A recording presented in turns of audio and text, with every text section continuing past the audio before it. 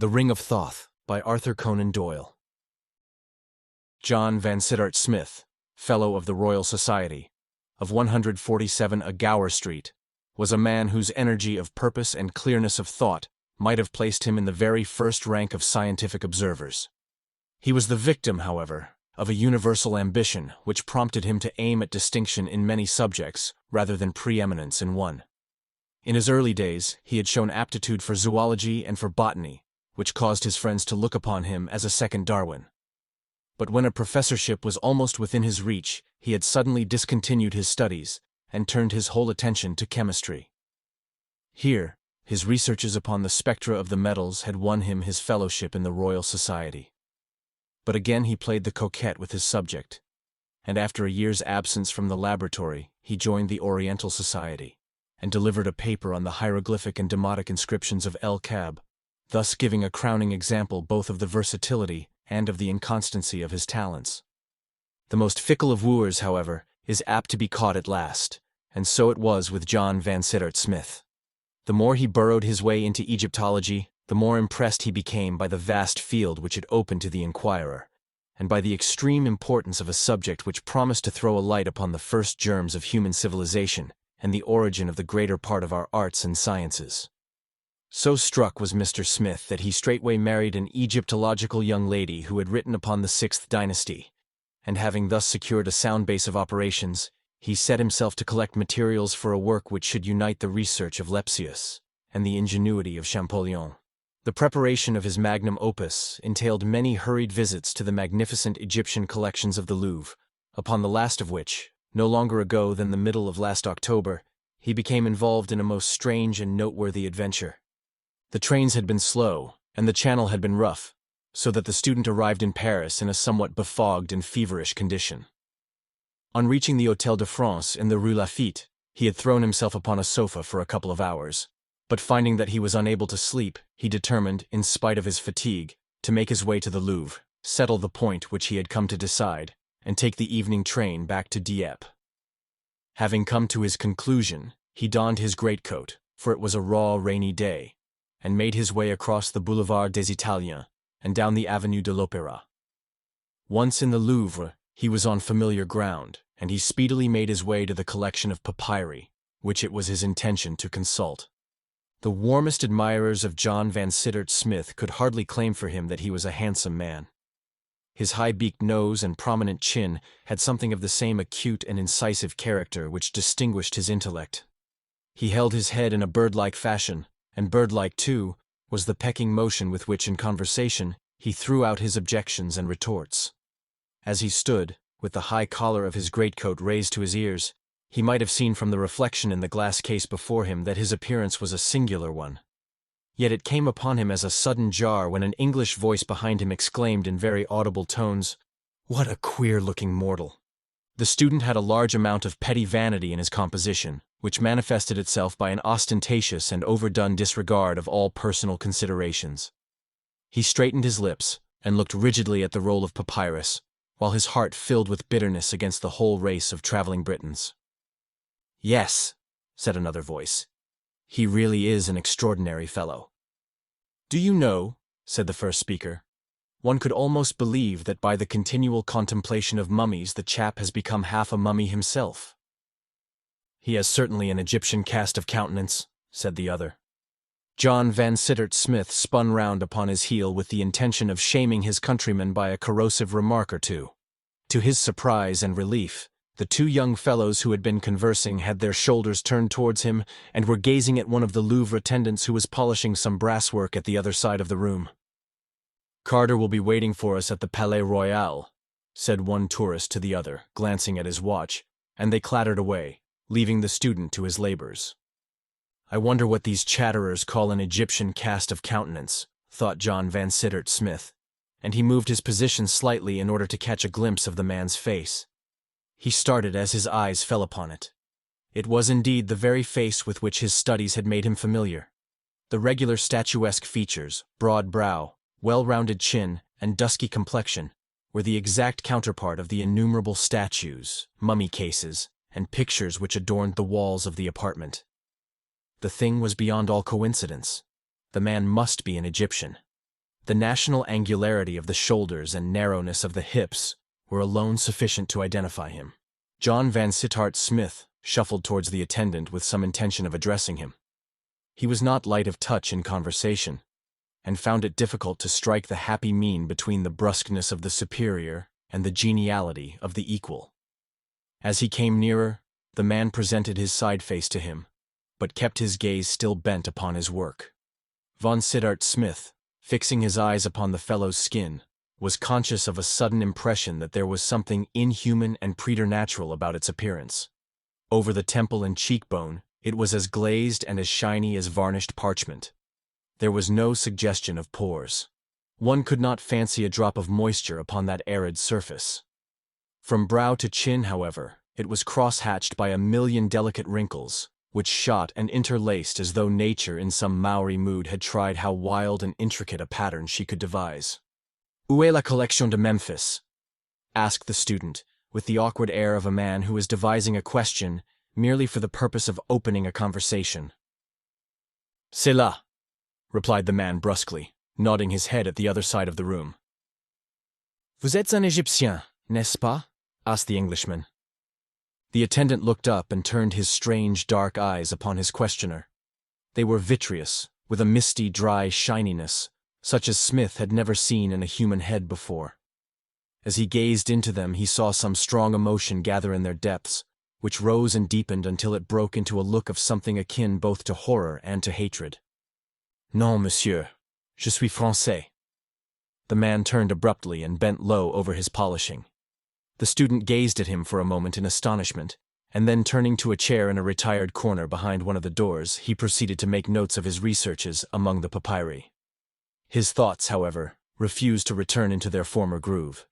They would run upon the enigmatical attendant with the sphinx-like face and the parchment skin. "Where have I seen such eyes?" said Van Sittart Smith to himself. "There is something saurian about them, something reptilian. There's the membrana nictitans of the snakes," he mused, bethinking himself of his zoological studies. "It gives a shiny effect. But there was something more here. There was a sense of power, of wisdom, so I read them, and of weariness, utter weariness, and ineffable despair. It may be all imagination, but I never had so strong an impression. By Jove, I must have another look at them." He rose and paced round the Egyptian rooms, but the man who had excited his curiosity had disappeared. The student sat down again in his quiet corner and continued to work at his notes. He had gained the information which he required from the papyri, and it only remained to write it down while it was still fresh in his memory. For a time his pencil traveled rapidly over the paper, but soon the lines became less level, the words more blurred, and finally the pencil tinkled down upon the floor, and the head of the student dropped heavily forward upon his chest. Tired out by his journey, he slept so soundly in his lonely post behind the door that neither the clanking civil guard, nor the footsteps of sightseers, nor even the loud hoarse bell which gives the signal for closing, were sufficient to arouse him. Twilight deepened into darkness. The bustle from the Rue de Rivoli waxed and then waned. Distant Notre Dame clanged out the hour of midnight, and still the dark and lonely figure sat silently in the shadow. It was not until close upon 1 in the morning that, with a sudden gasp and an intaking of the breath, Van Sittart Smith returned to consciousness. For a moment it flashed upon him that he had dropped asleep in his study chair at home. The moon was shining fitfully through the unshuttered window, however, and, as his eye ran along the lines of mummies and the endless array of polished cases, he remembered clearly where he was and how he came there. The student was not a nervous man. He possessed that love of a novel situation which is peculiar to his race. Stretching out his cramped limbs, he looked at his watch and burst into a chuckle as he observed the hour. The episode would make an admirable anecdote to be introduced into his next paper as a relief to the graver and heavier speculations. He was a little cold, but wide awake and much refreshed. It was no wonder that the guardians had overlooked him, for the door threw its heavy black shadow right across him. The complete silence was impressive. Neither outside nor inside was there a creak or a murmur. He was alone with the dead men of a dead civilization.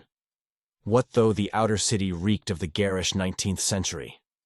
In all this chamber there was scarce an article, from the shriveled ear of wheat to the pigment box of the painter, which had not held its own against 4,000 years. Here was the flotsam and jetsam washed up by the great ocean of time from that far-off empire. From stately Thebes, from lordly Luxor, from the great temples of Heliopolis, from 100 rifled tombs, these relics had been brought. The student glanced around at the long, silent figures who flickered vaguely up through the gloom, at the busy toilers who were now so restful, and he fell into a reverent and thoughtful mood. An unwanted sense of his own youth and insignificance came over him. Leaning back in his chair, he gazed dreamily down the long vista of rooms, all silvery with the moonshine, which extend through the whole wing of the widespread building. His eyes fell upon the yellow glare of a distant lamp. John Van Sittart Smith sat up on his chair with his nerves all on edge. The light was advancing slowly towards him, pausing from time to time, and then coming jerkily onwards. The bearer moved noiselessly. In the utter silence there was no suspicion of the pad of a footfall. An idea of robbers entered the Englishman's head. He snuggled up farther into the corner.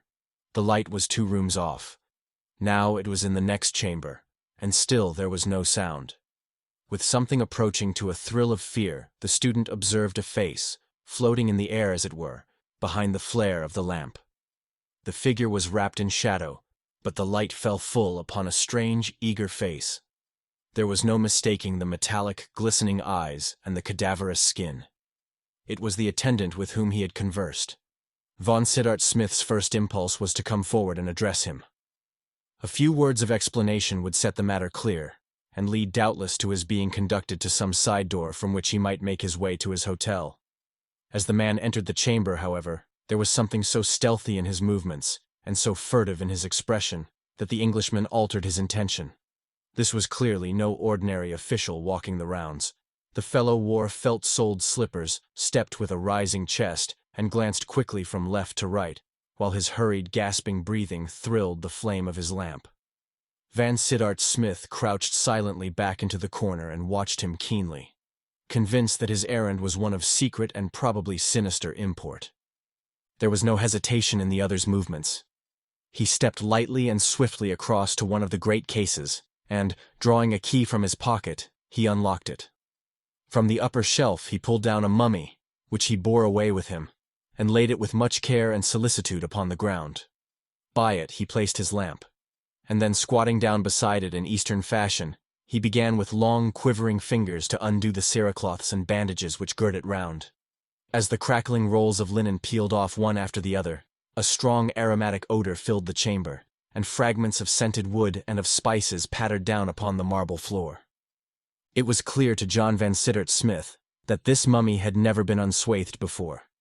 The operation interested him keenly. He thrilled all over with curiosity, and his bird-like head protruded farther and farther from behind the door. When, however, the last roll had been removed from the 4,000-year-old head, it was all that he could do to stifle an outcry of amazement. First, a cascade of long, black, glossy tresses poured over the workman's hands and arms. A second turn of the bandage revealed a low, white forehead, with a pair of delicately arched eyebrows.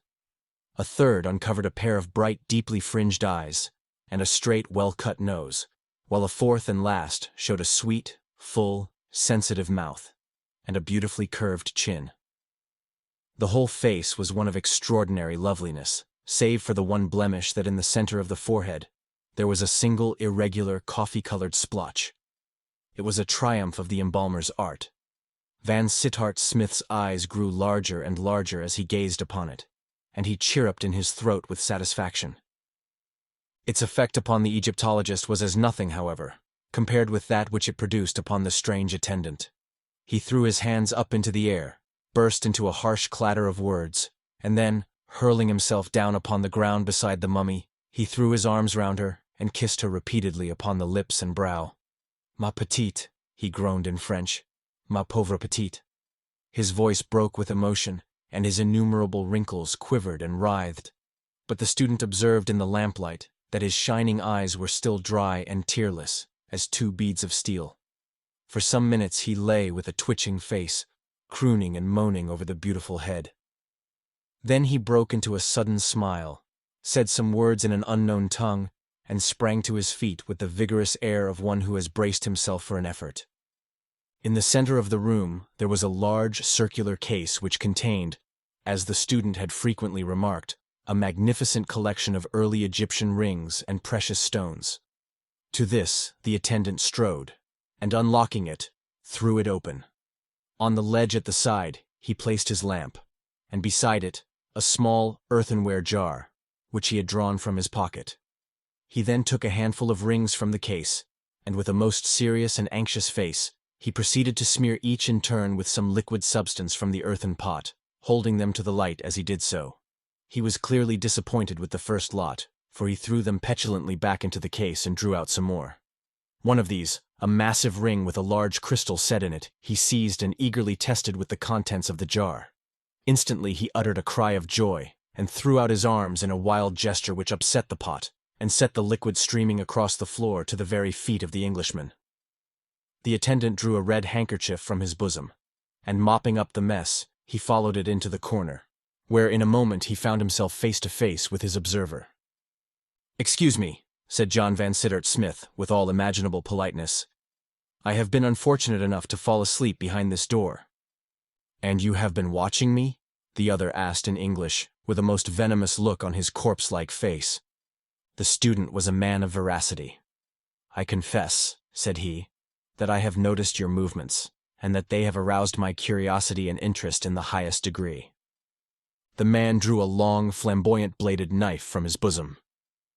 "You have had a very narrow escape," he said.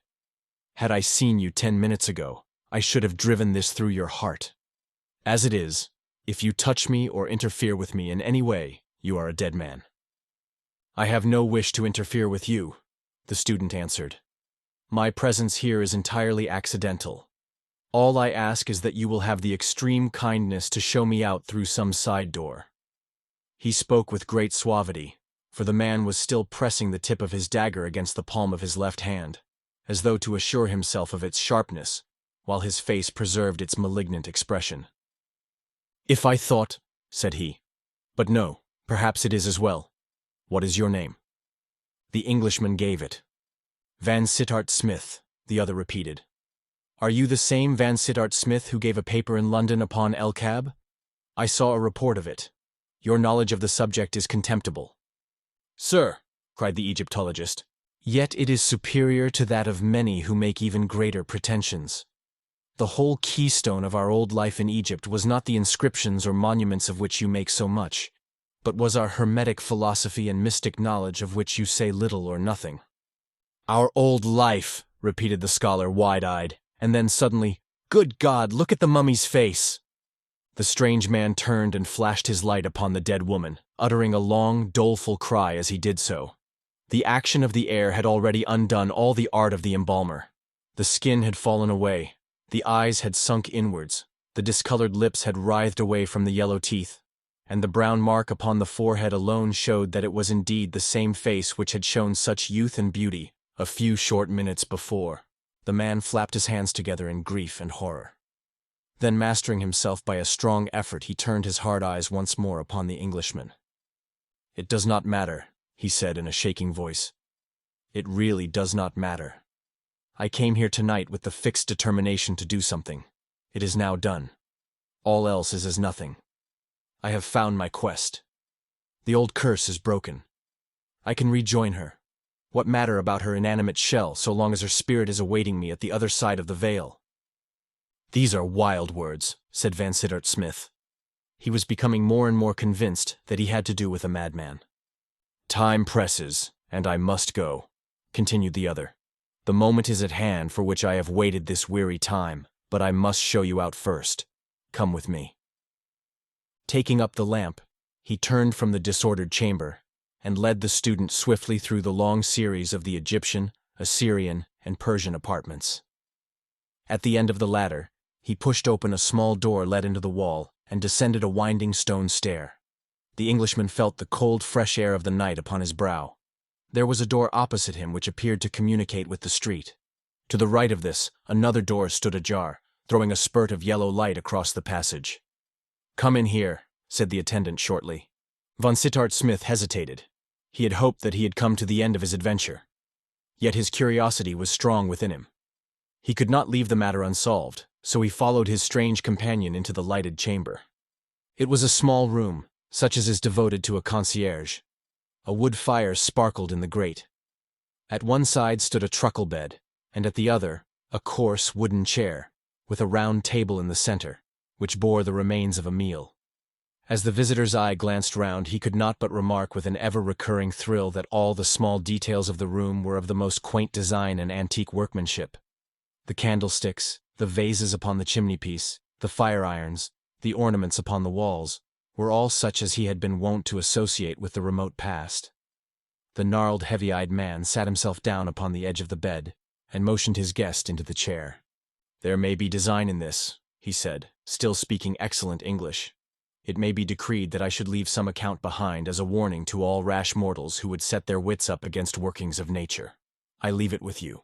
Make such use as you will of it. I speak to you now with my feet upon the threshold of the other world. I am, as you surmised, an Egyptian, not one of the downtrodden race of slaves who now inhabit the delta of the Nile, but a survivor of that fiercer and harder people who tamed the Hebrew, drove the Ethiopian back into the southern deserts, and built those mighty works which have been the envy and the wonder of all after generations. It was in the reign of Thutmosis, 1600 years before the birth of Christ, that I first saw the light. You shrink away from me. Wait, and you will see that I am more to be pitied than to be feared. My name was Sosra. My father had been the chief priest of Osiris in the great temple of Abaris, which stood in those days upon the Bubastic branch of the Nile. I was brought up in the temple and was trained in all those mystic arts which are spoken of in your own Bible. I was an apt pupil. Before I was 16, I had learned all which the wisest priest could teach me. From that time on, I studied nature's secrets for myself and shared my knowledge with no man. Of all the questions which attracted me, there were none over which I labored, so long as over those which concerned themselves with the nature of life. I probed deeply into the vital principle. The aim of medicine had been to drive away disease when it appeared. It seemed to me that a method might be devised which should so fortify the body as to prevent weakness or death from ever taking hold of it. It is useless that I should recount my researches. You would scarce comprehend them if I did. They were carried out partly upon animals, partly upon slaves, and partly on myself. Suffice it that their result was to furnish me with a substance which, when injected into the blood, would endow the body with strength to resist the effects of time, of violence, or of disease. It would not indeed confer immortality, but its potency would endure for many thousands of years. I used it upon a cat, and afterwards drugged the creature with the most deadly poisons. That cat is alive in Lower Egypt at the present moment. There was nothing of mystery or magic in the matter. It was simply a chemical discovery, which may well be made again. Love of life runs high in the young. It seemed to me that I had broken away from all human care, now that I had abolished pain and driven death to such a distance. With a light heart, I poured the accursed stuff into my veins. Then I looked round for someone whom I could benefit. There was a young priest of Thoth, Parmes by name, who had won my goodwill by his earnest nature and his devotion to his studies. To him I whispered my secret, and at his request, I injected him with my elixir. I should now, I reflected, never be without a companion of the same age as myself. After this grand discovery, I relaxed my studies to some extent, but Parmes continued his with redoubled energy. Every day I could see him working with his flasks and his distiller in the temple of Thoth. But he said little to me as to the result of his labors. For my own part, I used to walk through the city and look around me with exultation as I reflected that all this was destined to pass away, and that only I should remain. The people would bow to me as they passed me, for the fame of my knowledge had gone abroad. There was war at this time, and the great king had sent down his soldiers to the eastern boundary to drive away the Hyksos. A governor, too, was sent to Abaris, that he might hold it for the king. I had heard much of the beauty of the daughter of this governor, but one day as I walked out with Parmes we met her, borne upon the shoulders of her slaves. I was struck with love as with lightning. My heart went out from me. I could have thrown myself beneath the feet of her bearers. This was my woman. Life without her was impossible. I swore by the head of Horus that she should be mine. I swore it to the priest of Thoth. He turned away from me with a brow which was as black as midnight. There is no need to tell you of our wooing. She came to love me even as I loved her. I learned that Parmes had seen her before I did, and had shown her that he too loved her, but I could smile at his passion, for I knew that her heart was mine. The white plague had come upon the city, and many were stricken. But I laid my hands upon the sick and nursed them without fear or scathe. She marveled at my daring. Then I told her my secret and begged her that she would let me use my art upon her. Your flower shall then be unwithered, Atma, I said. Other things may pass away, but you and I, and our great love for each other, shall outlive the tomb of King Shefru. But she was full of timid maidenly objections. Was it right? She asked. Was it not a thwarting of the will of the gods? If the great Osiris had wished that our years should be so long, would he not himself have brought it about? With fond and loving words I overcame her doubts, and yet she hesitated. It was a great question, she said. She would think it over for this one night. In the morning I should know of her resolution. Surely one night was not too much to ask. She wished to pray to Isis for help in her decision. With a sinking heart and a sad foreboding of evil, I left her with her tirewomen. In the morning, when the early sacrifice was over, I hurried to her house. A frightened slave met me upon the steps. Her mistress was ill, she said, very ill. In a frenzy I broke my way through the attendants and rushed through hall and corridor to my Atma's chamber. She lay upon her couch, her head high upon the pillow, with a pallid face and glazed eye. On her forehead there blazed a single angry purple patch. I knew that hellmark of old. It was the scar of the white plague, the sign manual of death. Why should I speak of that terrible time? For months I was mad, fevered, delirious, and yet I could not die. Never did an Arab thirst after the sweet wells as I longed after death. Could poison or steel have shortened the thread of my existence, I should soon have rejoined my love in the land with the narrow portal. I tried, but it was of no avail. The accursed influence was too strong upon me. One night as I lay upon my couch, weak and weary, Parmes, the priest of Thoth, came to my chamber. He stood in the circle of the lamplight, and he looked down upon me with eyes which were bright with a mad joy. "Why did you let the maiden die?" he asked. "Why did you not strengthen her as you strengthened me?" "I was too late," I answered. "But I had forgot. You also loved her. You are my fellow in misfortune. Is it not terrible to think of the centuries which must pass ere we look upon her again? Fools, fools, that we were to take death to be our enemy." "You may say that," he cried with a wild laugh. "The words come well from your lips. For me, they have no meaning." "What mean you?" I cried, raising myself upon my elbow. "Surely, friend, this grief has turned your brain." His face was aflame with joy, and he writhed and shook like one who hath a devil. "Do you know whither I go?" he asked. "Nay," I answered, "I cannot tell." "I go to her," said he. "She lies embalmed in the farther tomb by the double palm tree beyond the city wall." "Why do you go there?" I asked. "To die!" he shrieked. "To die! I am not bound by earthen fetters." "But the elixir is in your blood," I cried. "I can defy it," said he. "I have found a stronger principle which will destroy it. It is working in my veins at this moment, and in an hour I shall be a dead man. I shall join her, and you shall remain behind." As I looked upon him, I could see that he spoke words of truth. The light in his eye told me that he was indeed beyond the power of the elixir. "You will teach me," I cried. "Never," he answered. "I implore you by the wisdom of Thoth, by the majesty of Anubis." "It is useless," he said coldly. "Then I will find it out," I cried. "You cannot," he answered. "It came to me by chance. There is one ingredient which you can never get. Save that which is in the ring of Thoth, none will ever more be made." "In the ring of Thoth," I repeated. "Where then is the ring of Thoth?" "That also you shall never know," he answered. "You won her love. Who has won in the end? I leave you to your sordid earth life. My chains are broken. I must go." He turned upon his heel and fled from the chamber. In the morning came the news that the priest of Thoth was dead. My days after that were spent in study. I must find this subtle poison which was strong enough to undo the elixir. From early dawn to midnight, I bent over the test tube and the furnace. Above all, I collected the papyri and the chemical flasks of the priest of Thoth. Alas, they taught me little. Here and there some hint or stray expression would raise hope in my bosom, but no good ever came of it. Still, month after month I struggled on. When my heart grew faint, I would make my way to the tomb by the palm trees. There, standing by the dead casket from which the jewel had been rifled, I would feel her sweet presence, and would whisper to her that I would rejoin her if mortal wit could solve the riddle.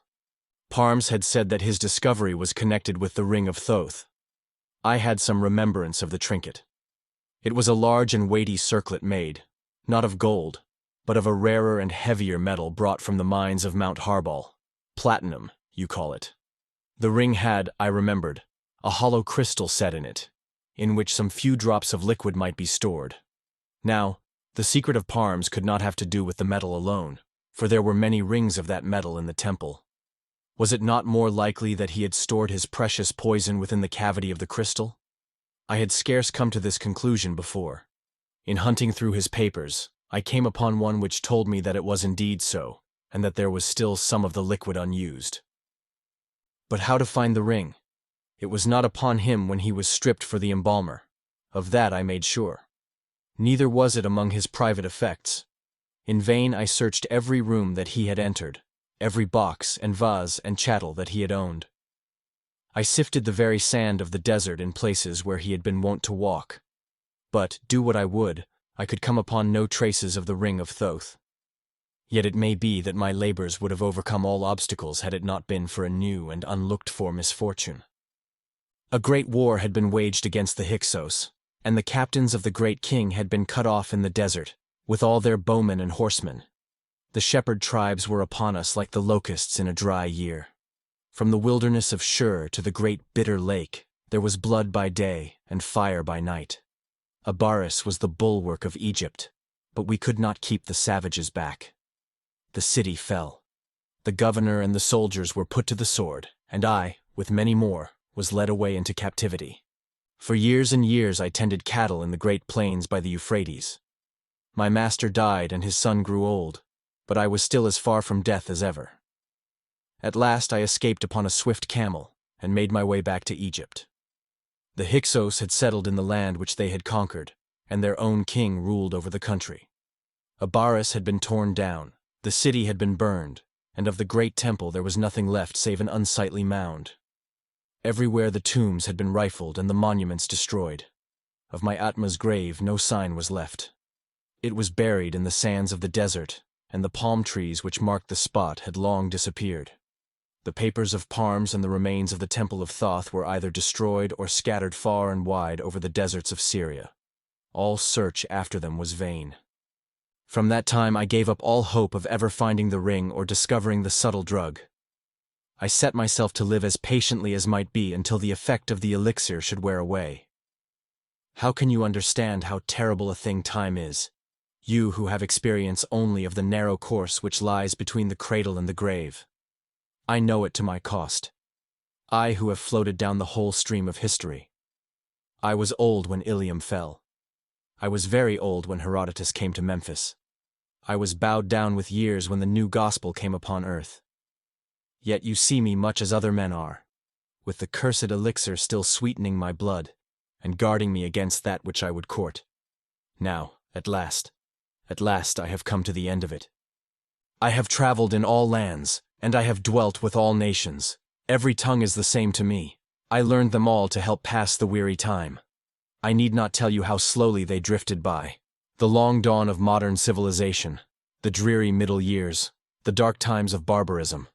They are all behind me now. I have never looked with the eyes of love upon another woman. Atma knows that I have been constant to her. It was my custom to read all that the scholars had to say upon ancient Egypt. I have been in many positions, sometimes affluent, sometimes poor. But I have always found enough to enable me to buy the journals which deal with such matters. Some 9 months ago I was in San Francisco, when I read an account of some discoveries made in the neighborhood of Abaris. My heart leapt into my mouth as I read it. It said that the excavator had busied himself in exploring some tombs recently unearthed. In one there had been found an unopened mummy with an inscription upon the outer case setting forth that it contained the body of the daughter of the governor of the city in the days of Tuthmosis. It added that on removing the outer case there had been exposed a large platinum ring set with a crystal, which had been laid upon the breast of the embalmed woman. This, then, was where Parms had hid the ring of Thoth. He might well say that it was safe, for no Egyptian would ever stain his soul by moving even the outer case of a buried friend. That very night I set off from San Francisco, and in a few weeks I found myself once more at Abaris, if a few sand heaps and crumbling walls may retain the name of the great city. I hurried to the Frenchmen who were digging there and asked them for the ring. They replied that both the ring and the mummy had been sent to the Boulak Museum at Cairo. To Boulak I went, but only to be told that Mariette Bey had claimed them and had shipped them to the Louvre. I followed them, and there at last, in the Egyptian chamber, I came, after close upon 4,000 years, upon the remains of my Atma, and upon the ring for which I had sought so long. But how was I to lay hands upon them? How was I to have them for my very own? It chanced that the office of attendant was vacant. I went to the director. I convinced him that I knew much about Egypt. In my eagerness, I said too much. He remarked that a professor's chair would suit me better than a seat in the conciergerie. I knew more, he said, than he did. It was only by blundering, and letting him think that he had overestimated my knowledge, that I prevailed upon him to let me move the few effects which I have retained into this chamber. It is my first and my last night here. Such is my story, Mr. Van Sittart Smith. I need not say more to a man of your perception. By a strange chance you have this night looked upon the face of the woman whom I loved in those far-off days. There were many rings with crystals in the case, and I had to test for the platinum to be sure of the one which I wanted. A glance at the crystal has shown me that the liquid is indeed within it, and that I shall at last be able to shake off that accursed health, which has been worse to me than the foulest disease. I have nothing more to say to you. I have unburdened myself. You may tell my story or you may withhold it at your pleasure. The choice rests with you. I owe you some amends, for you have had a narrow escape of your life this night. I was a desperate man, and not to be balked in my purpose. Had I seen you before the thing was done, I might have put it beyond your power to oppose me or to raise an alarm. This is the door. It leads into the Rue de Rivoli. Good night. The Englishman glanced back. For a moment the lean figure of Sosra the Egyptian stood framed in the narrow doorway. The next the door had slammed, and the heavy rasping of the bolt broke on the silent night. It was on the second day after his return to London that Mr. John Van Sittart Smith saw the following concise narrative in the Paris correspondence of the Times. Curious occurrence in the Louvre. Yesterday morning, a strange discovery was made in the principal Egyptian chamber. The ouvriers who were employed to clean out the rooms in the morning found one of the attendants laying dead upon the floor with his arms round one of the mummies. So close was his embrace that it was only with the utmost difficulty that they were separated. One of the cases containing valuable rings had been opened and rifled. The authorities are of opinion that the man was bearing away the mummy with some idea of selling it to a private collector, but that he was struck down in the very act by long-standing disease of the heart. It is said that he was a man of uncertain age and eccentric habits, without any living relations to mourn over his dramatic and untimely end. The end. Best Audiobooks for Free hopes that you have enjoyed this production of The Ring of Thoth by Arthur Conan Doyle. Please subscribe to our channel on YouTube and Rumble, as your subscription is the support we need to create more great free content. Please look to our website at bestaudiobooksforfree.com for a complete list of our audiobooks.